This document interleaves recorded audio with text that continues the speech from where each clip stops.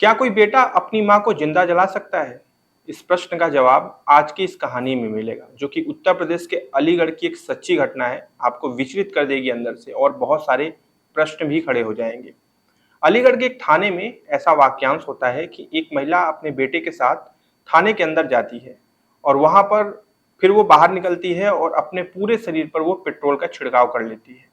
इसके बाद वो लाइटर निकालती है और जैसे ही लाइटर निकालती है, वहां पर एक सिपाही दौड़ कर जाता है ये सोचकर कि लाइटर हाथ से छीन लिया जाए। वो वहां पर जाता है और उस महिला में और उस सिपाही में झड़प होने लगती है। उस वक्त महिला का बेटा भी वहां पर उपस्थित होता है, लेकिन उस झड़प में लाइटर जमीन पर गिर जाता है। फिर उस महिला का बेटा लाइटर को उठाता है और जैसे ही लाइटर को उठाता है, वैसे ही एक बड़ा सा गुब्बारे की तरह आग लगती है वहां पे। एक फव्वारे की तरह, एक बड़े फव्वारे की तरह आग लगती है, जिसमें हर मतलब वहां आसपास के लोग झुलसने जैसा एक माहौल बन जाता है। वो जो माँ होती है, वो औरत जो होती है, वो उस आग की लपेट में पूरी तरह से आ जाती है और उसका जो बेटा होता है, वो लपेट की वजह से झटका खाकर दूर जाकर गिरता है और तुरंत अपना मोबाइल निकालकर वीडियो बनाने लगता है।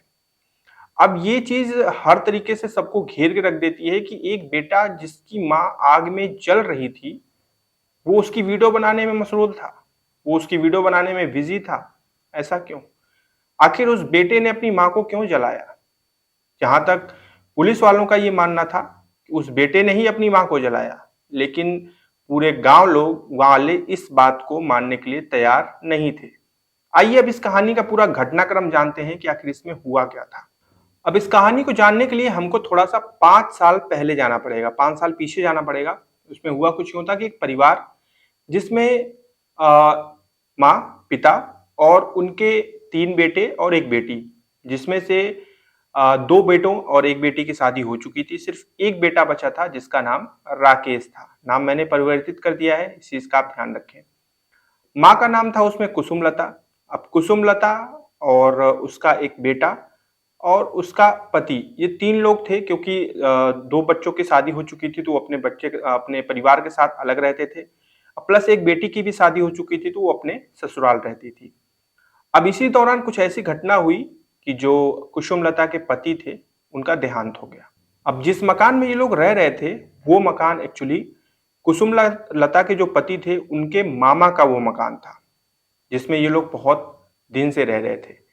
लेकिन जैसे ही कुसुमलता के पति का देहांत हुआ, वैसे ही इनके मामा लोग जो है दबाव बनाने लगे कि आप लोग कमरा खाली कर दो। कुसुमलता ने और उसके बेटे राकेश ने, दोनों ने काफी रिक्वेस्ट की कि हमें यहाँ पर रहने दीजिए, हम बाहर कहाँ जाएंगे, हमारा कोई भी आवास नहीं है और इतने पैसे भी नहीं है कि हम इतना जल्दी कोई मकान खरीद सके। लेकिन यहाँ पर जो उनका मामा था, जिसका नाम था भानु, भानु बिल्कुल अपनी चीज पे अड़ा था। उसने कहा कि नहीं, हमें तो मकान खाली चाहिए और किसी भी तरह करके तुम लोग मकान खाली करो।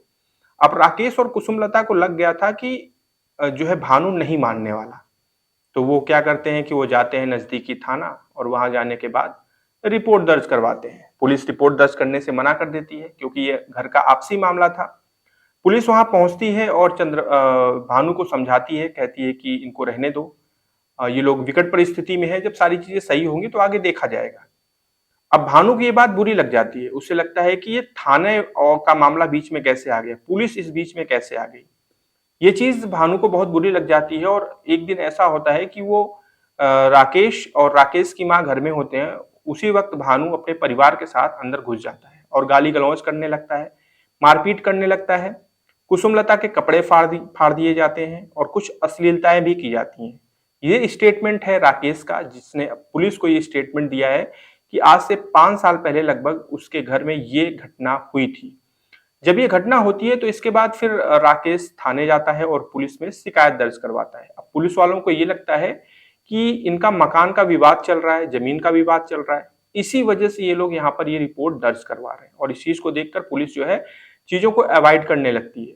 अब ये लोग थाने के चक्कर काटने लगते हैं, लेकिन पुलिस वाले एक भी नहीं सुनते और इधर भानु का दबाव लगातार बढ़ता जाता है। कुसुमलता को लगा था कि अब इसका कोई निवारण नहीं होगा। वो थाने जाती है और पुलिस वालों से गुहार लगाती है कि अगर आप लोग कार्यवाही नहीं करते हैं तो मैं अपने आप को जो है आग लगा लूंगी। इस पर भी पुलिस वालों को कोई फर्क नहीं पड़ता। उनको लगता है कि नौटंकी कर रही है कुसुमलता, लेकिन कुसुमलता अपने पूरे बात पे ठनी हुई थी और वो तुरंत जाती है और पेट्रोल लेकर आती है और अपने ऊपर पूरी तरह से छिड़क लेती है। अब जब वो पेट्रोल अपने ऊपर छिड़कती है तो पुलिस वाले सहम जाते हैं और जैसे ही वो लाइटर निकालती है वैसे ही एक पुलिस वाला दौड़ के जाता है कि किसी तरह वो लाइटर उससे छीन ले।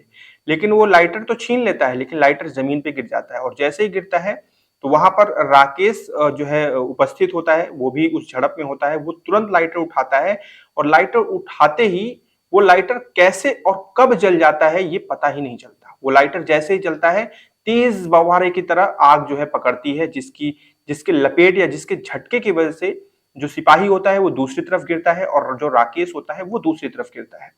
राकेश जैसे ही गिरता है वो तुरंत अपना फोन निकालता है और जो है अपनी माँ की जलती हुई वीडियो बनाने लगता है।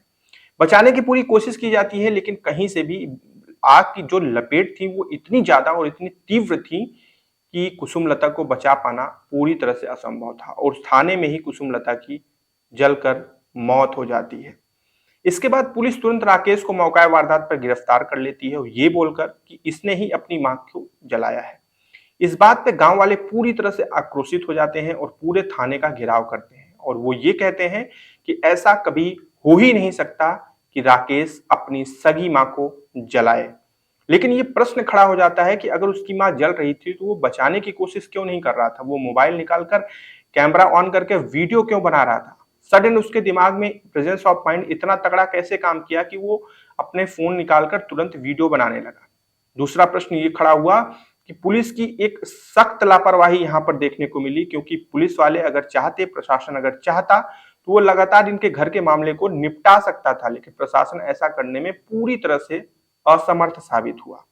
प्रशासन की तरफ से ये चीज बोली गई है कि अभी जो है जनहित चीजों को देखते हुए राकेश को छोड़ दिया गया है, वो अपनी मां का अंतिम संस्कार कर लेगा। इसके बाद जो आएगा तो उसकी दोबारा गिरफ्तारी होगी और कोर्ट में उसकी पेशी होगी।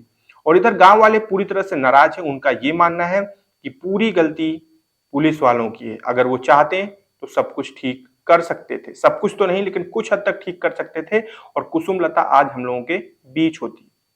खैर, ये थी आज की कहानी जिसपे ये प्रश्न उठा कि क्या एक बेटे ने अपनी मां को जिंदा जला दिया? इसका कोई सटीक जवाब नहीं मिल पाया। जो वीडियोस आई हैं उन्हें देखकर भी लगता है कोई चीज स्पष्ट नहीं हो पाती। बस इतना लगता है कि आग जैसे ही लगी वैसे ही राकेश आग के लपेट की वजह से दूर जाकर गिरा और वो तुरंत अपना फोन निकालकर वीडियो बनाने लगा। इधर पुलिस वाले कह रहे हैं कि हमारे पास सीसीटीवी फुटेज है, जो कि एक बहुत अहम साक्ष्य है जिसका इस्तेमाल करके हम राकेश के ऊपर चार्जशीट लगाएंगे, उसको गिरफ्तार करेंगे और मुकदमा चलेगा। बहुत सारी चीजें। अब आप बताइए कि इसमें से कौन सही और कौन गलत हो सकता है। कल हम एक नई कहानी के साथ मिलेंगे। अपना ध्यान रखिएगा। जय हिंद।